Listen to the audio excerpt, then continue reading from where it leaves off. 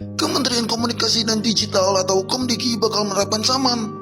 Ada apa kali ini? Kali ini kita bakal bahas sistem kepatuhan moderasi konten atau Saman. Ya, sebuah sistem aplikasi yang dibuat oleh Komdiki dengan tujuan melindungi masyarakat di ruang digital, khususnya anak-anak. Mbak Muti Hafid mengungkapkan bahwa aplikasi Saman didesain untuk mengawasi dan menegakkan kepatuhan terhadap penyelenggara sistem elektronik atau PSE seperti Facebook, Instagram, TikTok, Google, X, YouTube, dan lainnya. Aplikasi ini akan diterapkan pada bulan Februari dan diharapkan dapat menekan penyebaran konten ilegal di platform digital serta memberikan perlindungan terhadap masyarakat terutama anak-anak. Kategori pelanggaran yang diawasi melalui Saman meliputi pornografi anak, terorisme, perjudian online, aktivitas keuangan ilegal seperti pinjol ilegal, hingga makanan, obat-obatan, dan kosmetik ilegal. Berdasarkan Kemenkominfo nomor 522 tahun 2024, PSE UGC yang tidak mematuhi perintah takedown akan dikenakan sanksi administratif berupa denda. Sanksi ini bertujuan untuk memastikan kepatuhan sekaligus memberi efek jera bagi pelanggarnya. Komdiki mencatat, anak-anak merupakan kelompok paling rentan terhadap eksploitasi di ruang digital dengan 922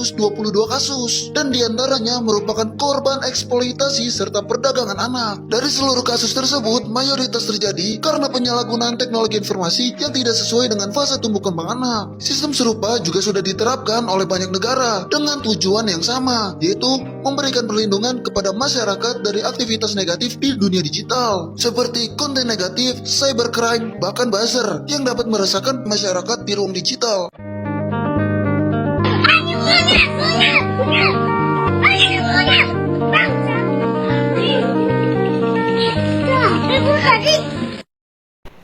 Halo, assalamualaikum warahmatullahi wabarakatuh semuanya. Kembali lagi bersama aku Zahwana Mozaulia dan teman-teman bisa panggil aku Moza. Di sini aku akan mereview paper yang aku bikin sendiri dengan topik moderasi konten, social judgment theory dalam matkulnya komunikasi, persuasi, dan presentasi efektif. Di sini aku juga udah nyiapin si keyword supaya obrolan kita akan lebih tertata gitu ya teman-teman, dan akunya gak lupa juga sama apa yang udah aku hafalin, apa yang akan aku omongin. So ini ada sedikit keyword, ini bukan ya teman-teman, ini bukan yang lain, jadi cuma segini saja teman-teman. Tadi kan aku bilang ya, aku tuh ambil moderasi konten dan social judgment theory. Tapi kenapa sih aku ambil topik itu, padahal dosenku itu sudah ngasih 9 pilihan kasus yang macam-macam deh, kamu bisa temuin di dalam sana. Tapi aku lebih pilih si moderasi konten ini karena aku ngerasa setiap kali aku buka handphone itu ada banyak banget berita yang harus aku ikutin. Apalagi ditambah nih sama sosial media yang benar-benar kayak makin lama tuh kayak makin bikin overwhelming gitu loh. Udah mau overwhelming, udah mah ternyata nggak semua berita itu penting untuk diikutin. Kita nggak tahu kredibilitas dari berita tersebut kayak gimana. Dan pas udah baca kayak ngerasa ada yang, aduh, aku kayaknya sama berita ini nggak begitu bla bla bla gitulah ya teman-teman. Nah makanya dengan adanya tsunami informasi kayak sekarang, moderasi konten ini penting banget untuk ada, apalagi untuk teman-teman jurnalis nih ya. Moderasi konten itu penting banget. Tapi sebelumnya, apa sih moderasi konten itu? Tadi disebut-sebut mulu. Moderasi konten itu adalah memantau, meninjau, dan juga mengelola berita yang akan kita tulis. Ini kita kerjasama juga sama bagian media yang yang kita di bawah naungannya si bagian media itu. Jadi nggak cuma sekedar upload atau mengikuti kecondongan si bagian media, atau kita mengikuti si ego involvement. Nah, apa tuh ego involvement? Kerja kan profesional aja kak, apalagi yang namanya jurnalis gitu. Betul banget ya, betul banget.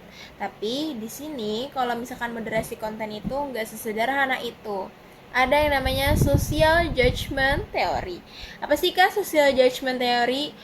Gampangnya, social judgment theory itu adalah respon yang dikasih sama seseorang ketika dia baca suatu berita. Intinya kayak gitu. gampangnya kayak gitu. Tapi si social judgment theory ini juga nggak semudah itu. Ada 3 wilayah nih teman-teman yang dipaparin sama Sheriff dan juga rekan-rekannya. Mereka ini pengembang social judgment theory di tahun 1965. Yang pertama ada penerimaan. Kalau ini mah udah jelas banget ya, tim setuju.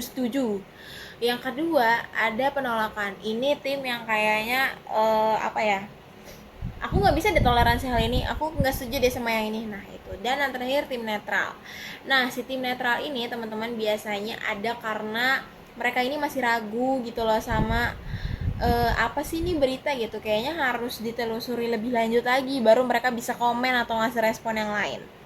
Tapi di antara ketiga ini penting juga kalau kita ini harus apa ya, ada yang namanya ego involvement tadi yang aku bilang. Ego involvement ini secara sadar ataupun gak sadar pasti terbawa sama seorang penulis, karena itu tuh dipengaruhi sama psikologis dan juga paham politik yang mereka anut dari dulu. Kan beda lingkungan, beda juga ya cara tumbuh kembangnya. Nah ini juga sama yang dialami sama para penulis ataupun jurnalis. Tapi jadinya gimana sih kak kalau kita mau ngatur si ego involvement itu supaya nggak ikutnya banyak-banyak, atau supaya berita yang kita deliver nih beda dan bisa diterima juga sama ketiga wilayah sikap yang tadi aku kasih tahu, aku spill sebelumnya ke teman-teman. Oke, yang pertama ada penyesuaian. Di sini yang disesuaikan itu selain diri teman-teman harus adaptasi. Adaptasi dengan apa kak? Dengan latar belakang pengguna teman-teman. Dari mana kak taunya? Nah, kalau misalkan teman-teman nulis berita di media itu pasti ada engagementnya kan, dan ada feedback yang teman-teman dapetin dari para audiens. Nah, teman-teman dari data-data itu bisa banget teman-teman pakai untuk penyesuaian, bahan penyesuaian supaya tulisannya teman-teman itu kedepannya bisa lebih diterima sama orang-orang yang berbeda persepsinya. Kemudian yang kedua, teman-teman juga harus mengurangi ego. Di sini keterlibatan ego itu sangat-sangat berpengaruh ya teman-teman dengan hasil tulisannya teman-teman. Jangan pakai bahasa-bahasa yang bikin provokatif gitulah ya. Jangan pakai bahasa yang provokatif, tapi juga jangan pakai bahasa yang terlalu pro banget seolah-olah teman-teman mendukung suatu kebijakan tersebut gitu loh. Jadi harus diperhatikan juga tatanan bahasanya. Kemudian teman-teman bisa melakukan segmentasi target kelompok atau target audience. Nah, di sini si segmentasi ini penting banget karena melalui ini teman-teman bisa melihat nih orientasi si masyarakat atau orientasi pahamnya, persepsinya itu arahnya kemana. Jadinya berita yang teman-teman sampaikan sudah dideliver nih dengan baik, ditangkapnya juga baik. Kalau komunikasi efektif itu kan harus berjalan, yang ini ngirimin pesan, yang ini menerima pesan itu dan mengerti sesuai apa yang dimaksud sama komunikator kan. Jadi jangan sampai berita yang udah capek-capek kita liput, udah kita riset segala macam, tapi karena tatanan bahasanya atau delivernya kurang, targetnya itu kurang sesuai, jadi gak bisa diterima sama target audiensnya. Itu jangan sampai ya teman-teman, karena nanti komunikasinya itu jadinya nggak begitu efektif.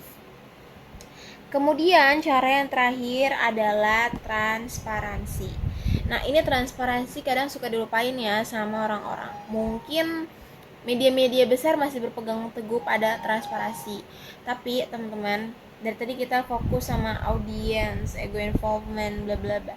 Jangan lupain kalau pada dasarnya berita itu harus aktual, harus berisi fakta, harus valid, tidak boleh ada hoax di dalamnya. Karena kalau misalkan ada hoax, datanya nggak valid, gak tahu nih source-nya dari mana, ngalor ngidul aja. Yang ada kita bukan baca berita, kita baca gosip. Gosip itu kan yang belum jelas gitu ya faktanya, makanya dibilangnya gosip. Kalau misalkan kita harus nulis berita itu harus yang betul ya teman-teman. Di sini transparansi itu harus lebih kepada melibatkan publik ya teman-teman. Semisal teman-teman jadi jurnalis itu mau ngeliput terkait demo, Ya teman-teman libatkan publik, teman-teman wawancarain si aktivis demo yang ada di sana, atau mahasiswa ataupun buruh ya teman-teman, yang mereka tuh memang langsung ada di tempat kejadian perkara. Kalau teman-teman tanyainnya orang-orang yang nggak ikut demo, teman-teman nanyainnya random aja gitu di pinggir jalan, itu nggak akan relate, mereka nggak akan tahu kejadian sebetul-betulnya di lapangan kayak gimana. Pun kalau teman-teman ngeliput korban bencana, ngeliput bencana alam gitu, teman-teman harus highlight si korbannya, teman-teman juga harus tanyain langsung ke korbannya, gimana penanganannya, gimana pemerintah gercep atau enggak, terus gimana tadi kronologinya, kok bisa bla bla bla segala macam. Itu bisa teman-teman kupas sama orang yang terjun langsung di sana, karena mereka ada di sana, jadi pasti mereka lebih tahu gitu loh di sana tuh kayak gimana. Kurang lebih kayak gitu teman-teman yang bisa aku sampaikan. Mohon maaf banget nih, banyak banget kurangnya dan masih banyak juga pembelajaran yang harus aku lakukan. Kesimpulannya teman-teman, moderasi konten ini tuh emang gak gampang, tapi aku yakin kita semua bisa ngelakuin itu step by step dengan baik.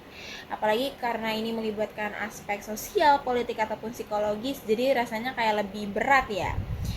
Namun kalau misalkan kita bisa paham perbedaan ini, kita bisa pakai moderasi konten dengan baik, dan paham juga nih si SJT ini dengan luar biasa paham, kita bisa kok deliver berita yang bagus, diterima, dan komunikasinya efektif. Kurang lebih begitu dari saya. Mohon maaf dengan segala banyak kekurangannya. Wassalamualaikum warahmatullahi wabarakatuh. Dadah.